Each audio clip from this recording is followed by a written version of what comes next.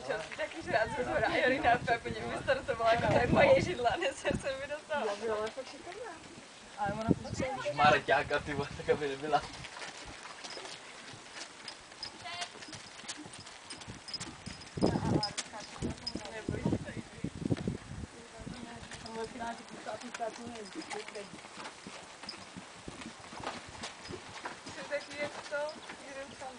My vám ukážeme s Kepím, co to je rychlost.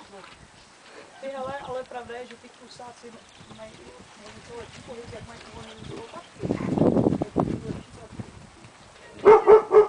Keci no.